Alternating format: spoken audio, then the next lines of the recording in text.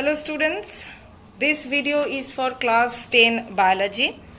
In this video I will continue with the solving of the worksheet of chapter 1. The second part I will continue solving and hopefully I can finish the worksheet in this video only.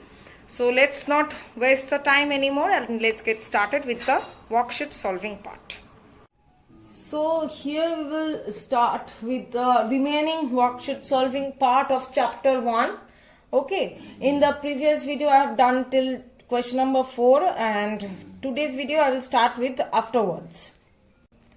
So question number 5, what is being asked over here, name the flight muscles of pigeon along with their functions.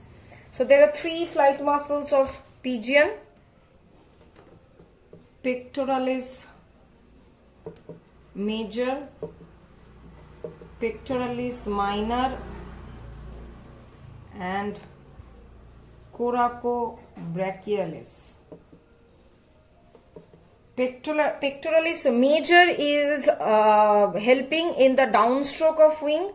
Pectoralis minor is helping in elevating the wing and coracobrachialis is helping in depressing the wing.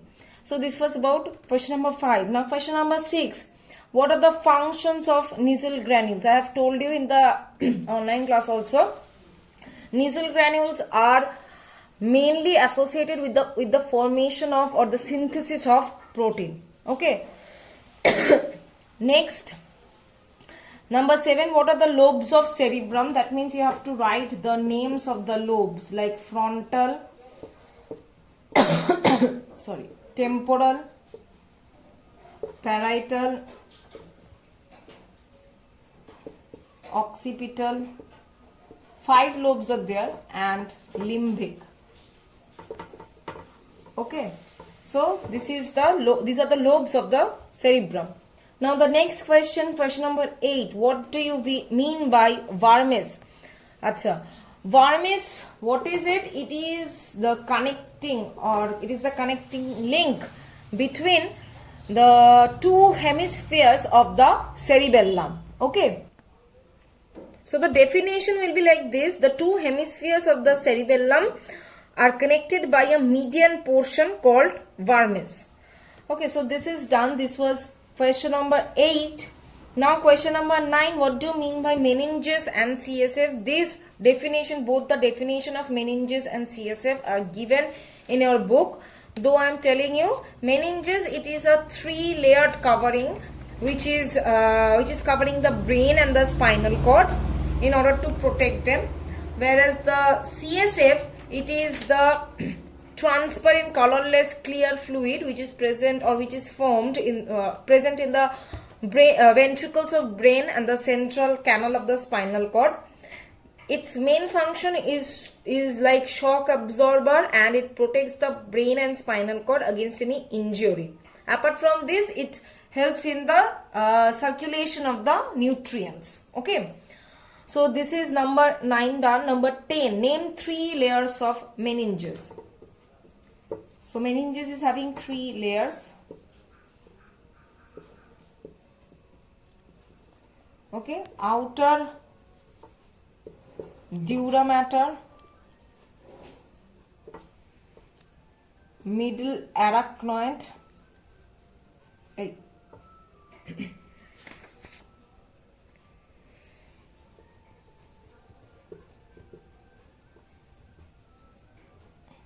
and inner pia mater.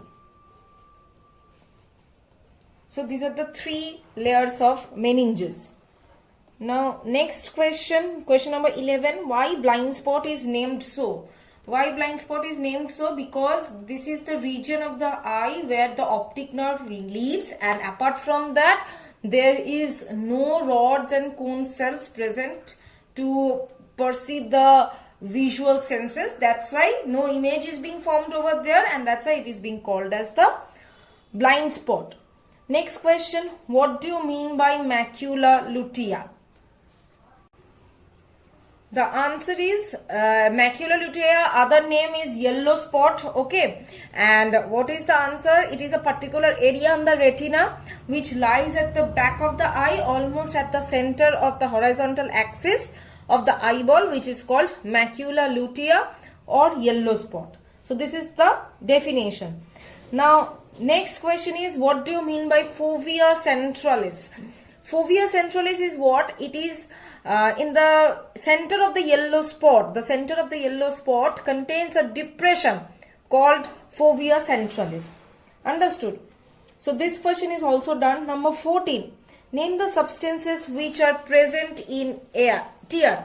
So tear contains, what are the substances? NaCl. Okay. Next, protein. And one specific enzyme is there. What is the specific enzyme? Name is lysozyme. Okay, so these three substances are present in the tear. Next question. What is the other name of yellow spot? The other name of yellow spot is macular lutea. Okay. Now coming to the next one. Write the corrective measure of myopia and hyperopia. Now myopia means nearsightedness. The corrective measure or this defect can be corrected by using biconcave lens. And hyperopia, it is the farsightedness, and this defect can be corrected by using biconvex. So myopia, writing it on the board. Myopia is biconcave lens, and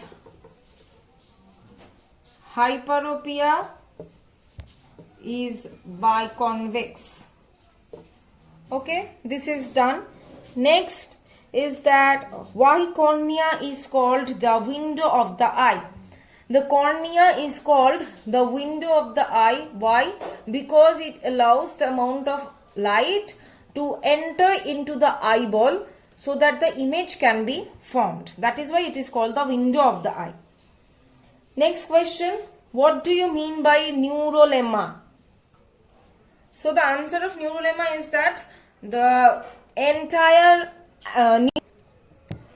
or you can say axon, the more specific will be axon. So the entire axon of the nerve fiber outside the central nervous system, it is covered with the nucleated cytoplasmic layer of Schwann cells, which is called or which is termed as the neurolemma.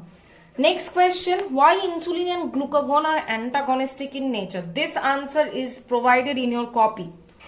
Okay. Next, why adrenaline is termed as emergency hormone? This is also being provided in your copy, though I am telling it once more because I am not sure whether I have given it or not.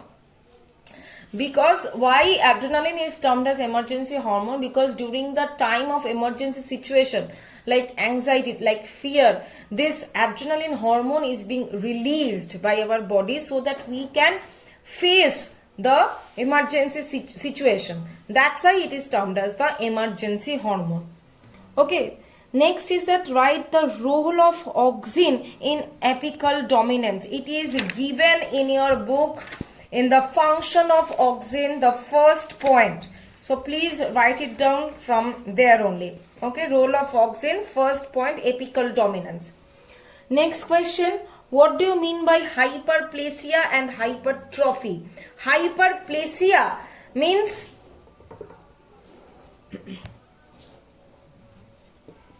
increase in number of cells. That means cell division takes place. Okay, and hypertrophy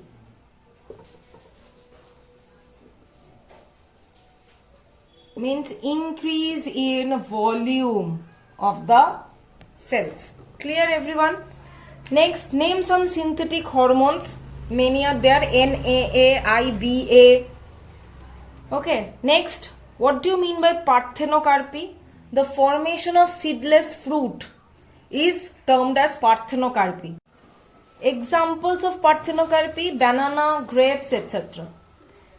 Next is that write about ciliary movement in Paramecium. This you can find in the locomotion chapter of chapter 1. So ciliary movement of Paramecium. Paramecium, we know it is a protozoa, unicellular aquatic protozoa, which is provided with fine hair-like protoplasmic processes called cilia. Now this cilia is attached with the basal granule in the body. Now this Paramecium moves with the synchronous beating of the cilia. Clear?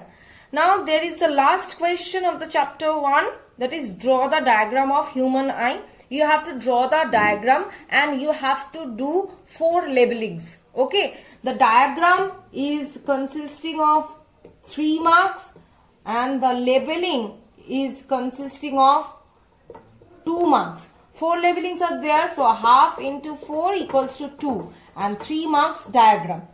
Okay, I am telling this for exam. So you will do the diagram, 4 labelings, that's enough. Okay, so here we are finishing up the worksheet part of the chapter 1. I hope you have understood the portion. Okay, so all the best, all the very best for your exam. Thank you.